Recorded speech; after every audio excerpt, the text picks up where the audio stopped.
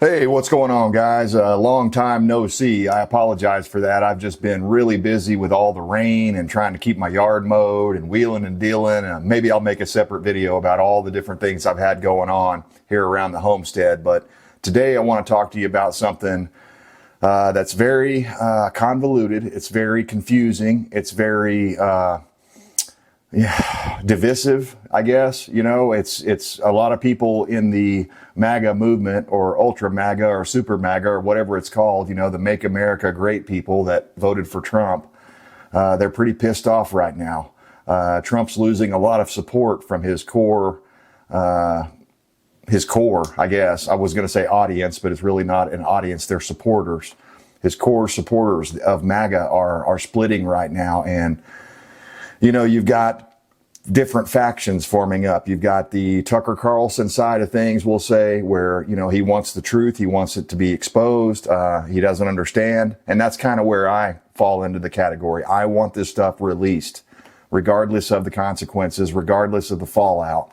There's been a lot of theories floating around on why all of a sudden the Attorney General, Pam Bondi, reversed course and basically said there is no client list, when all along they've been saying and holding this thing out there, carrot and stick style, of like, hey, we're going to give you this client list and then everything will be known. And to be honest with you, so far, the Trump administration up until this point has been very transparent. So this is a complete 180 from their policy and they're just the way they interact with the media up to this point. I mean, my God, guys, remember, I know you guys do, remember how few times that Biden even spoke in front of a camera. And every time he did, he was on teleprompter. You can tell sometimes Trump is reading from a prepared statement, but a lot of times he's just, throwing his little things in there, his little digs and different things that Trump does. And it's because he's with it.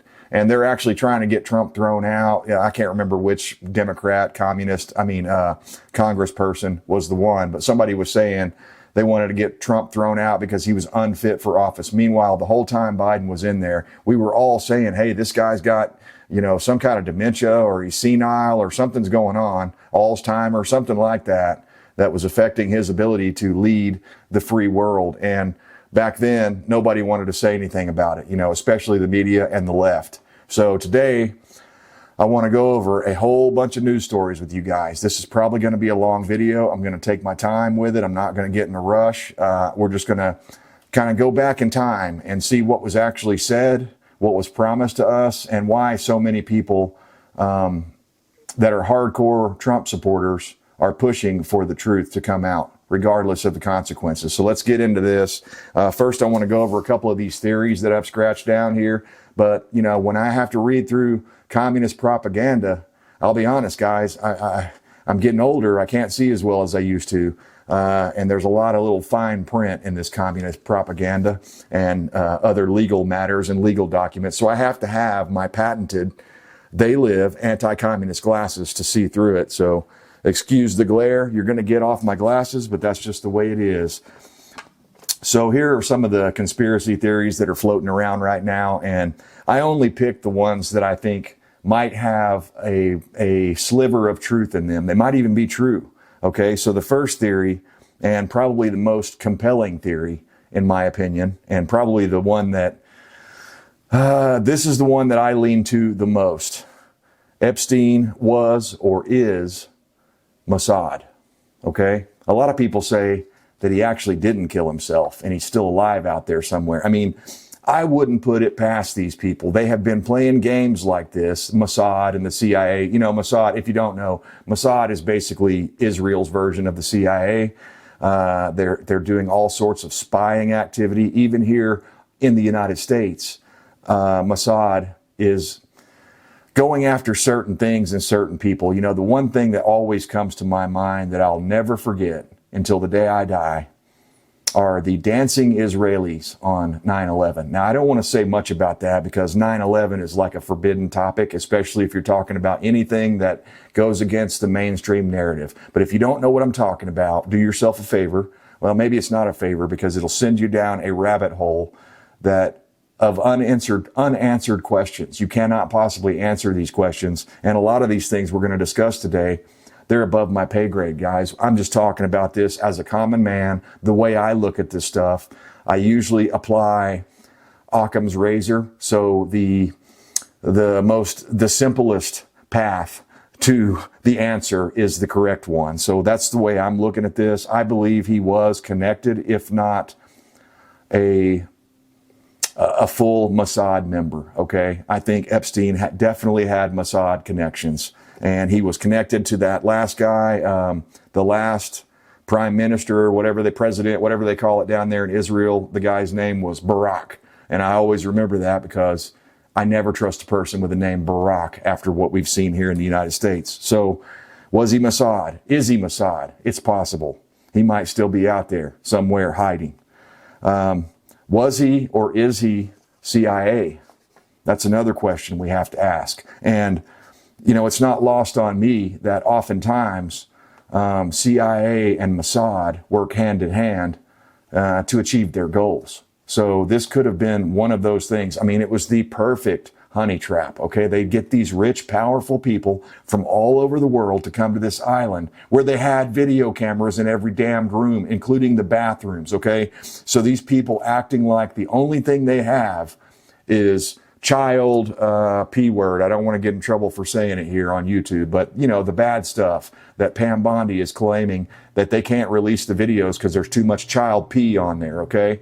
Right? Hopefully you smell what I'm stepping in. It's not that hard to figure it out. It's bad, man. I'm sure there is a lot of bad stuff like that on there.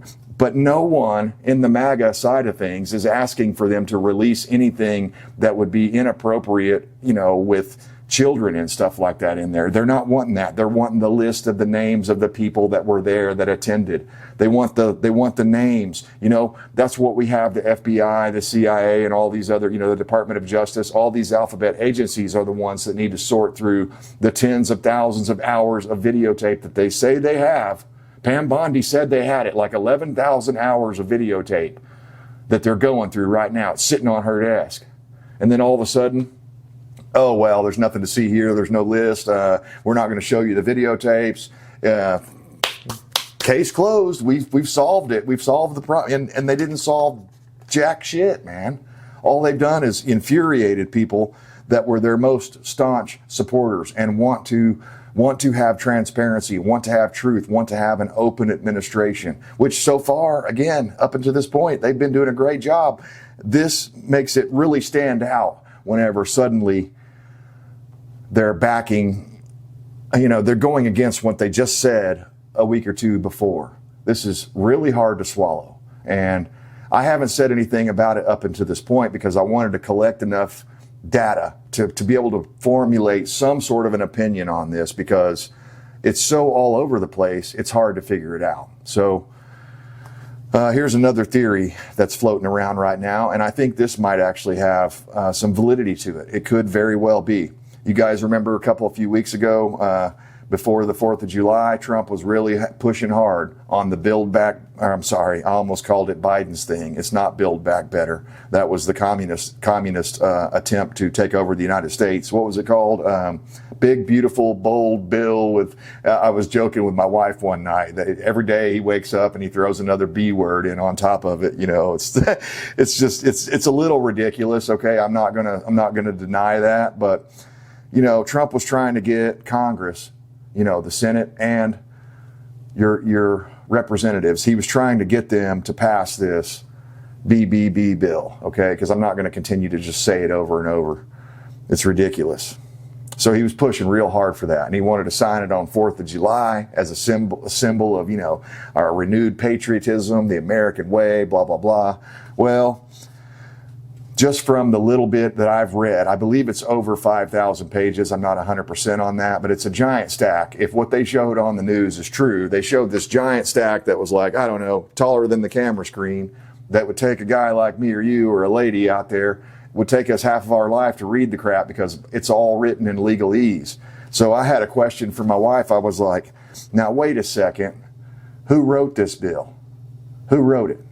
That's one thing I don't know about this BBB bill, is who wrote the damn thing. Now, there appears to be some good stuff in there, But guys, that's how they get us every time. They put a couple of little good things in there, like, the suppressor tax stamp, or you still have to get the tax stamp, but you don't have to pay the $200 fee and blah, blah, blah. That kind of stuff. They throw us a bone so that we'll look at that and we'll go, hey, we got a bone to gnaw on over here, instead of when they're over there gnawing on the steak, the filet mignon. They got all the meat and the gristle and the fat over there. All you get's a dry bone. And so that's one of the ways that they get us. Hopefully that made sense. But basically they're promising us all this great stuff. And I don't really know that I like this bill, this BB bill. They say it adds $4 trillion to the national debt. That's not good. It's not cutting anything as far as I can tell. So I'm a little confused by that. But instead of making this video all about my problems with the BBB, what I want to talk about here was this conspiracy theory that's floating around, and maybe it's true, but they say that Trump made a deal, okay? He had to make a deal to get that passed by 4th of July so he could sign it. So he went to Congress and he told all these people that he knew were on the list because their name was on the list, and they had video proof that they had visited the island and done inappropriate things with people underage, most likely. They're saying that Trump made a deal with these people to get them to sign off on the BBB deal. I mean, is that possible? I mean, he is a deal maker, and if that was the only way he could get something through like that, maybe he would do it. But I would think that the people around him would have told him, hey, there's going to be some major fallout from this. Like when the other day when Trump just dismissed it, he goes, I can't believe you guys are still talking about this. This guy's been talked about more than anybody. And I get what he was saying on one hand, that there were more pressing issues to talk about that day. On the other hand, he ran on the campaign promise that he was going to work on this. And like he didn't, I'll read you his quote. He basically said, I have no problem with it as far as the Epstein list being released. Well, maybe he didn't have a problem with it until he realized he had to use that for leverage over our elected officials to be able to keep them to vote the way that he wanted them to vote. I don't know. That makes a lot of sense to me, though. There seems to be, at least, let's say, a possibility. I don't know if it's more probable than Mossad CIA connection. Maybe it's all of these things, guys. It could be all of these things. Okay, so they say that Epstein's client list is so widespread that it could cripple the U.S. economy. So they're claiming, or a lot of people are claiming, that there are a lot of banksters and, financiers, as Jeffrey Epstein was called. He was called a financier, which I find that really weird, because how did that guy that was like a math teacher or something, how did he end up being a multi-billionaire all of a sudden? He had some of the most expensive property in New York and the island. I mean, all these things, jets and stuff. Where did that money come from? That's very interesting, because usually you could follow the money and find out what the source is. I can't remember that dude's name, but there was some dude that was like an uber rich guy that just gave him all this stuff. He just basically turned over all of his money and all of everything to this Jeffrey Epstein guy. Why did he do that? Did Epstein have something so damning on that guy that he blackmailed him? I mean, I don't know. But, according to Pam Bondi, I mean, they got no evidence of blackmail or anything, nothing to see here. It's over. Or is it? Or is it over? Or is this some sort of a ruse by the Trump? Maybe it's a feeler gauge. Maybe Trump is putting out a feeler gauge to see how important of an issue this is to his people, and making the decision right now. I think with the pressure that everyone is putting on Trump, and we're not too far off from midterms and stuff like that, I think Trump will be forced to at least release more, maybe not everything, but they'll at least release more than what they have so far. I mean, you guys that have been following this for a while and really care about this, you probably know. And I saw this, as a YouTube creator, a content creator here on the platform, this caught my attention. Several influencers, they call people, several of these influencers, which I think is just totally ridiculous.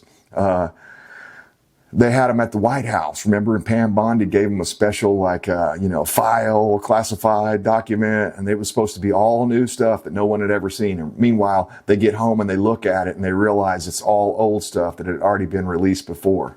What was the point of that? It made no sense. So there's some really, really strange stuff going on around this Jeffrey Epstein, Ghislaine Maxwell, however you say your damn weird name.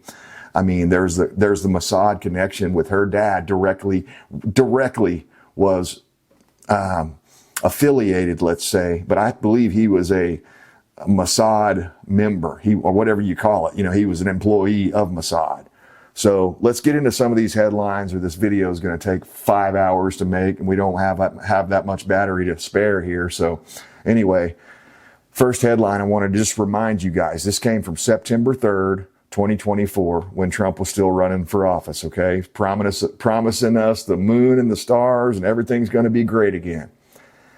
Trump suggests he'll release Epstein client list if elected. Here was his quote: "I have no problem with it." And this was on a show.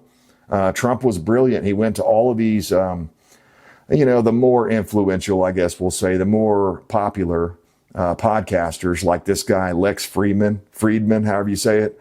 Although I'm not really a fan of this guy. I've tried to watch his stuff, but it's kind of a snooze fest. I mean, his voice and his cadence just puts me to sleep. But anyway, that's neither here nor there. Trump was able to go in there, do the whole video, not fall asleep somehow. And he told him, hey, I'd have no problem with it, releasing it. Let's release it.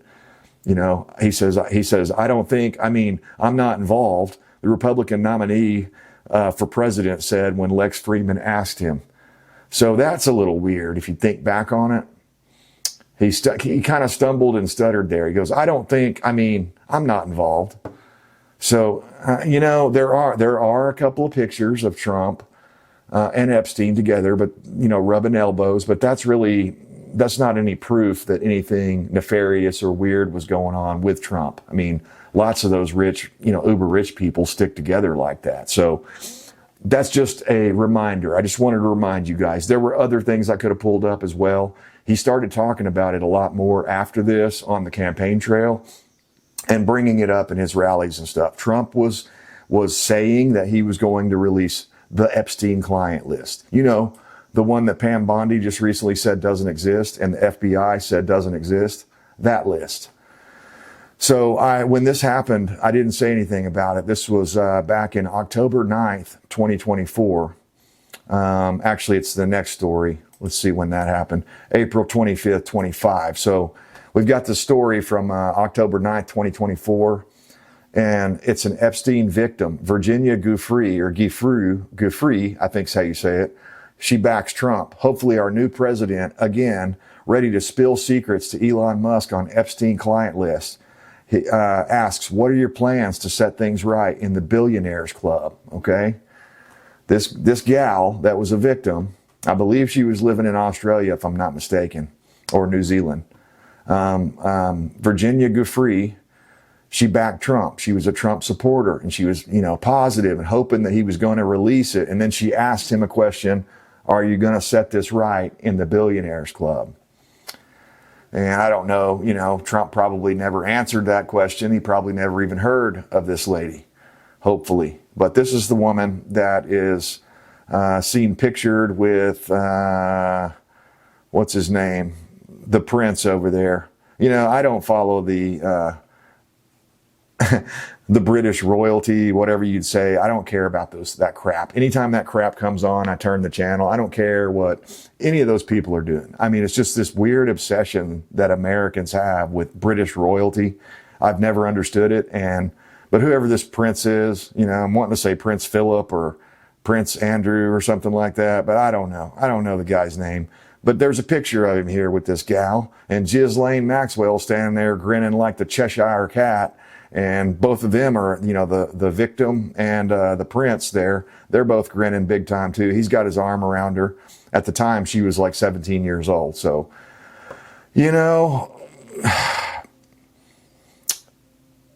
not as bad as it would have been if she was like, 7 or something like that. But I believe there are some of those things on there. I mean, I don't know.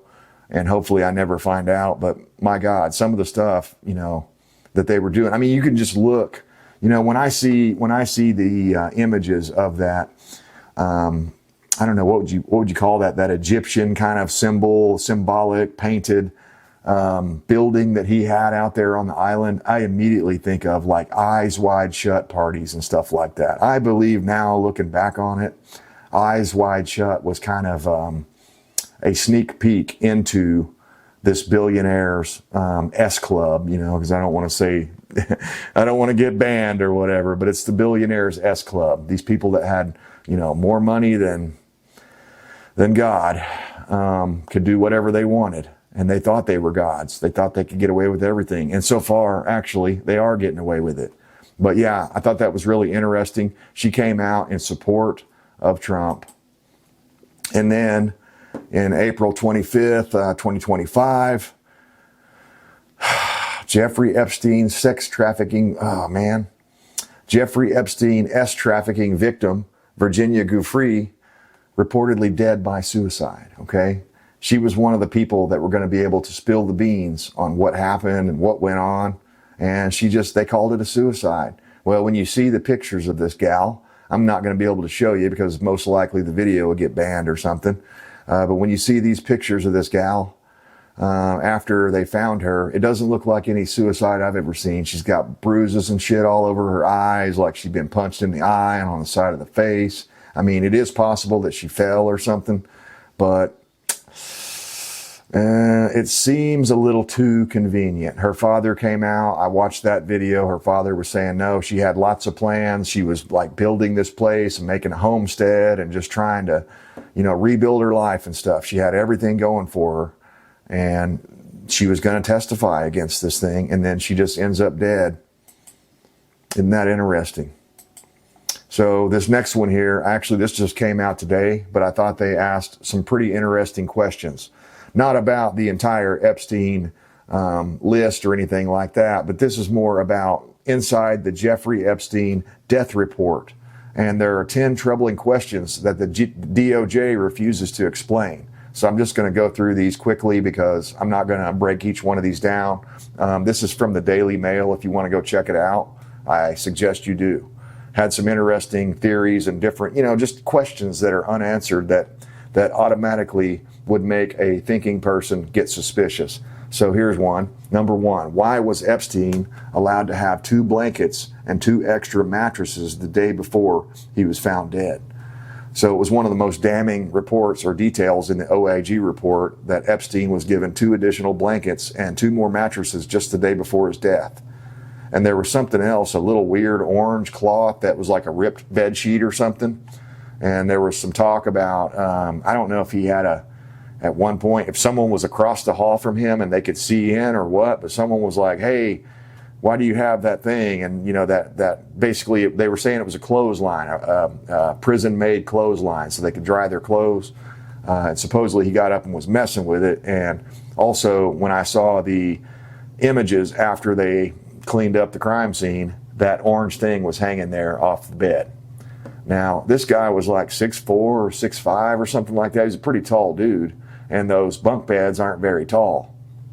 I don't know if it's possible to take your life like that. I don't know that the human body would allow that to happen. I don't know. I'm not 100% sure. Maybe it's possible if you had a strong enough will to do that. But I mean, I'm kind of doubtful of it because I think once the noose tightens, I think most people probably start rethinking what they have done, right? So that you would just stand up. I mean, it doesn't make any sense. And there were a lot of other weird bruises and stuff like that on the guy. And some people speculated that, he was choked to death and they put that thing around him to make it look like something happened. So they claim that the prison staff were intimidated by Epstein. Why were they intimidated by Epstein? Okay, he's just another inmate.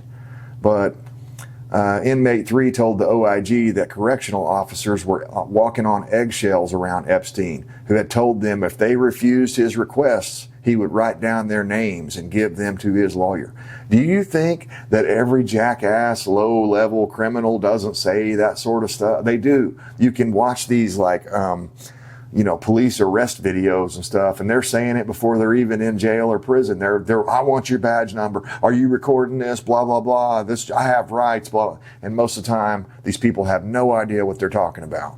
So why would these trained correctional officers be afraid and walking on eggshells around Epstein? He's just another person, unless they knew something we don't know. Like he's Mossad, maybe he was visited by Mossad, maybe he was visited by CIA and some other high-ranking people that scared those folks. I don't know.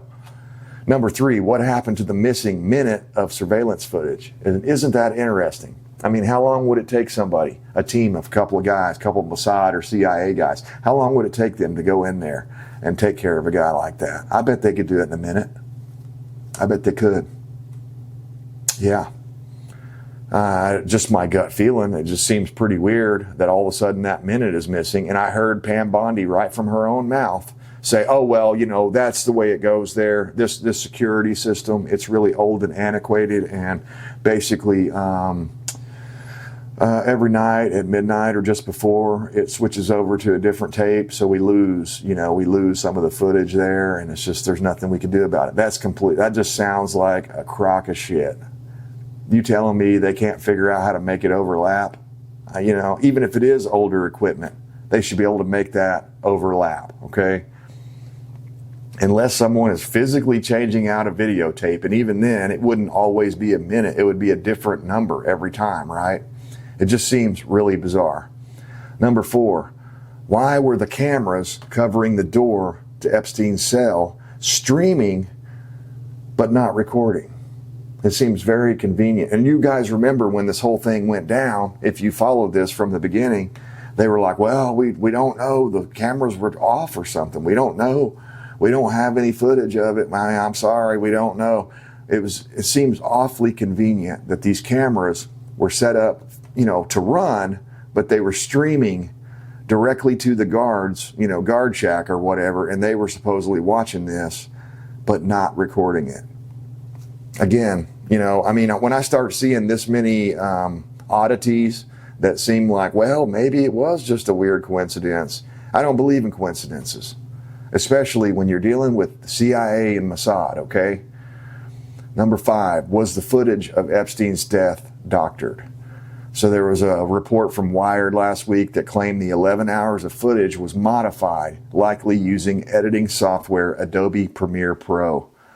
The report said that the footage, which Wired forensically examined, had been put together from at least 2 source clips, saved multiple times, exported, and then uploaded to the DOJ's website.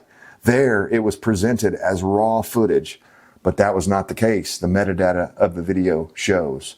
So even the video that they claim is raw is complete bullshit, okay? This is getting me worried, guys. I'm like, what in the hell is going on here?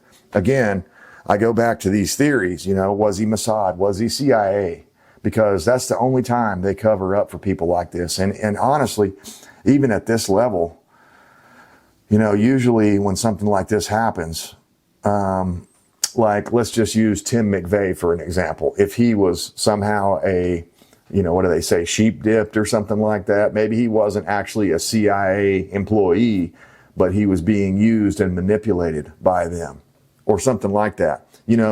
One thing they did release about the JFK footage not too long ago, they claim that now they're not actually saying, oh yeah, Lee Harvey was CIA, but what they are admitting is that some of those psychedelic, kind of like MK Ultra type things where they manipulate someone, some of that stuff was used on Lee Harvey Oswald. So did they do it? Not exactly, but did they sheep dip a person or set them up to do it?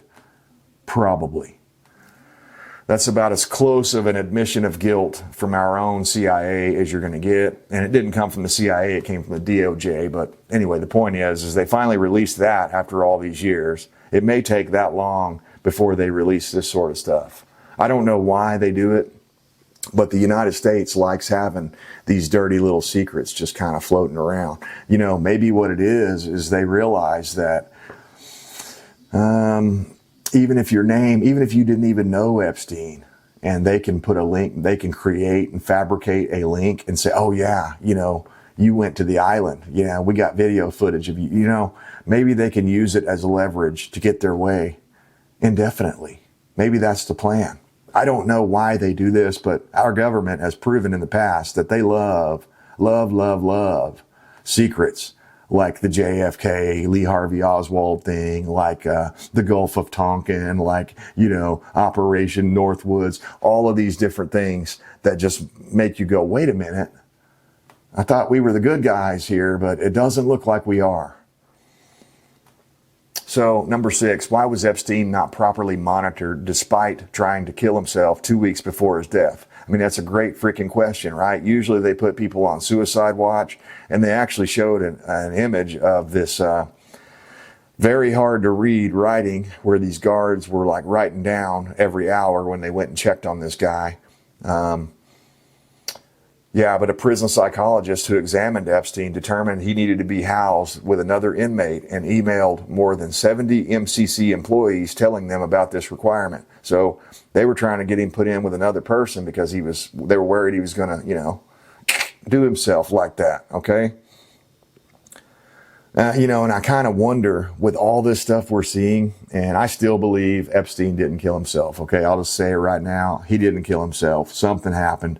I don't know what it was. Maybe he didn't get killed at all. Maybe they, you know, used someone else they didn't like. And I don't know.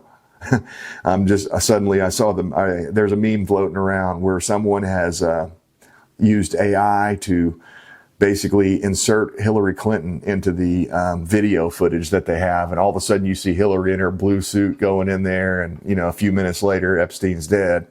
Well, that's funny. It's honestly not that far from the truth. I mean, they wouldn't send Hillary, but they would send someone. So number 7, why were the charges against the negligent prison guards dropped? Okay, so there were all kinds of charges because these guys were negligent. They didn't do their job. And they were assigned with watching Epstein that night, and they were charged with falsifying records, but prosecutors decided to drop the case. Why was that? Why did they drop the case? You know, if you or I got caught falsifying records, you think they'd just drop the case? No. Maybe they were instructed to falsify those records. That's what I'm kind of hinting at. So they have the Epstein suicide watch log. It's monitoring his behavior. And again, it's hard to read. It's the first little bit I can tell is written by a woman. The last little bit's written by a guy. And his writing is very hard to read. He's having breakfast, you know, it's just basic stuff. And then it gets so illegible that I can't even read the last couple of lines there. Maybe that was intentional. Maybe they were writing it like that, so it'd be hard to read. Number 8, why was Epstein allowed to call his girlfriend the night before he died? Again, you know, these are just privileges that you don't normally get. I mean, were the guards that scared of him that they were like, we better let him use the phone. Is it long distance? Go ahead. Here, use my cell phone. I don't know if that's how it went, but, you know, they probably have prison phones that they let them use and call collect. But, you know, again, that seems kind of odd. Why was he allowed to call his girlfriend the night before? And here's another thing I just thought about, because I had a friend years ago that was in prison, and he called me collect a couple of times. Guess what? Before you even take the call, it tells you this call is being recorded and monitored and blah, blah, blah. And you have to agree to their rules before you even talk to them. So is there recording out there somewhere of what Epstein actually said to his girlfriend? I haven't heard anyone ask that question. So, yeah, that's breaking right here on the Hands-On channel, guys. You want me to do an investigation. I'm trying to dig in deep here. So number 9, why was Epstein allowed to transfer money into other inmates' commissary accounts? So that's kind of interesting too. I mean, they go on to theories that maybe he was buying protection. You don't buy protection if you're planning on offing yourself, right? So that seems a little odd. Number 10, last one on their list here. Why was Epstein's psychological evaluation after his first suicide attempt just 5 minutes? That's right, 5 minutes. So the New York Times report said that Epstein met with a therapist for just 5 minutes during one of the post-suicide attempt checkups. Epstein's lawyer, David Schoen, even joked with Epstein and the therapist about how short the meeting had been. Can you evaluate someone as a psychologist, a therapist? Can you evaluate someone's mental state in 5 minutes? Is that even possible? Or did he go in there and say, hey, you say what I want you to say, and grease their hand? Or did Mossad or CIA come in there or send their own therapist over? This rabbit hole is very deep. I was scrolling through the comments here on this Daily Mail article here. There's a comment section down below, and this one guy actually had some really good questions here. He goes, those 10 questions are trivialities, so much so that they seem like gaslighting. How about this? Where did a high school math teacher get $600 million? When the FBI found all those CDs and HDs, what happened to them? And why was Ehud Barak sneaking into Epstein's townhouse? Pretty interesting. And I didn't save the article, but that guy, Ehud Barak, he was the former prime minister of Israel. And guess what? He came out on Tucker's show or somebody and was like, oh, no, he wasn't Mossad. No, nothing to see here. He didn't work for us. Nope, I promise you. But there's a whole bunch of other reports we're going to get into where I think I've got those. I tried to save all this stuff, but there's so much. It's so big. So let's just carry on. I hate to say it, but this one is from the Hindustan Times, okay? I don't often frequent the Hindustan Times, but when I'm looking for truth, sometimes I have to leave the American media because it's just so captured that they won't talk about a lot of this stuff. So this was an interesting article here. Jeffrey Epstein's suicide has eerie similarities to a rogue Mossad agent's alleged assassination. So I'm going to try to find this part here. Let's see here. Epstein, he was a disgraced financier. Yeah, we all know that. He was an S offender. He was found dead, blah, blah, blah. Okay. This journalist, Dylan Howard, found a similarity to the 2010 death of Ben Ziegler, a Mossad agent who was imprisoned in Israel under mysterious circumstances.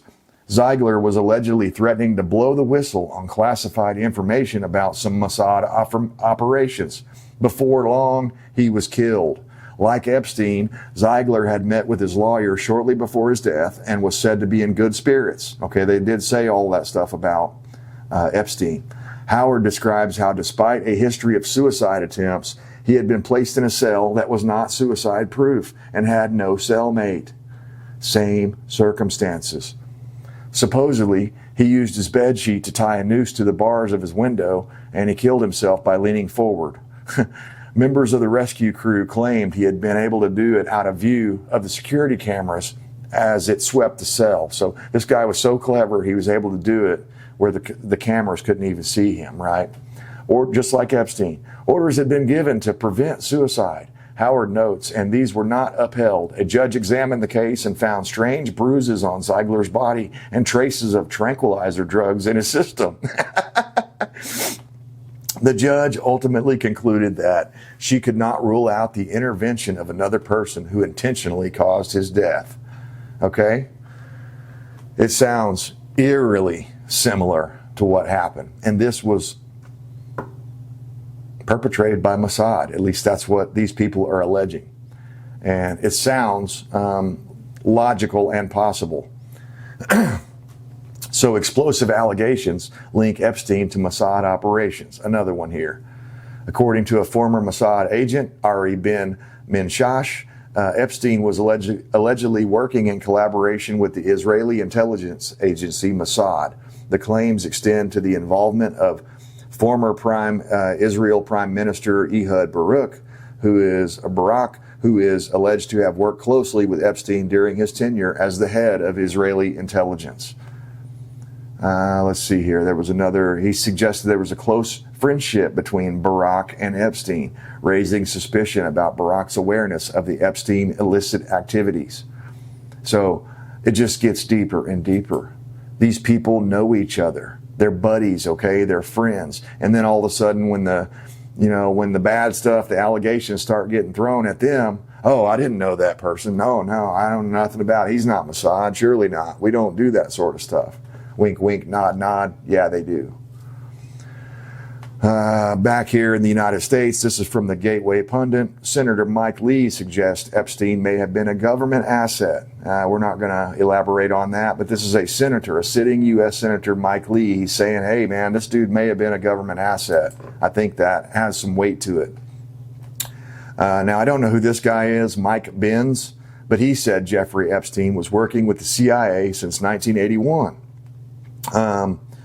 He's working with the CIA since the early 80s, at the very start of his career, after he left Bear Stearns. In 1981, right after leaving Stearns, Jeffrey Epstein created a one-person, for-profit company in his one-bedroom New York apartment.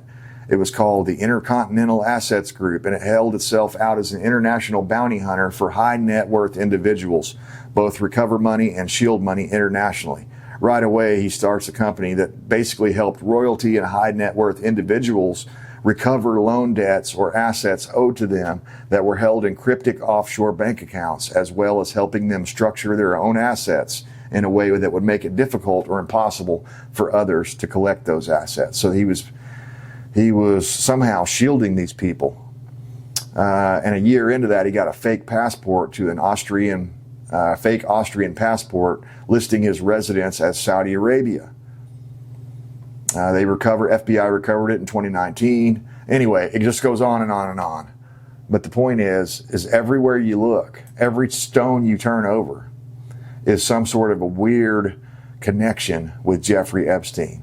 This goes wide and deep, and I could not find it. Somewhere I saw this the other day, that Trump told someone. So again, it's sort of hearsay. I didn't hear this directly from Trump. But Trump had told someone the reason they can't release the Epstein files is because basically it would bring so many people down. And he did make a point. Trump's point is there are people that have their names on the list that actually didn't do anything nefarious or wrong. They just went there for like a dinner party, and then maybe they found out they were having Diddy parties or whatever, and the baby oil started coming out, and they took off because they weren't into that sort of thing, right? Maybe they looked around and they were like, hey, is that a hidden camera over there? This whole thing with Epstein has been about as clear as mud since the beginning. I think Ghislaine Maxwell holds a lot of the answers because she's one of the last living people. Now, that's one thing I am concerned about. Not that I care about her, but it's very likely that she may end up like that other gal from Australia, and they'll say she committed, or like Epstein, they'll say she committed suicide. We don't know what happened. She just one day killed herself or whatever. So I wouldn't be a bit surprised if Ghislaine Maxwell doesn't come up to be one of the next people because, as we all know, dead men and women tell no tales. So it's pretty wild how these people are disappearing all over the place. Leaves you shaking your head. Anyway, can't wait to read your comments. Let me know what you're thinking about all this stuff down below. I mean, do you regret voting for Trump now over this? Serious question. Let me know. I mean, are you willing to throw the baby out with the bathwater? Do you think he's covering up for something that he actually did himself? Maybe he went to the island or something. I don't know. Above my pay grade, and I'll be honest, for once, I'm glad. Anyway, as always, I appreciate you guys tuning in. I stand for liberty to the bitter end, and I hope you do too. We'll see you next time.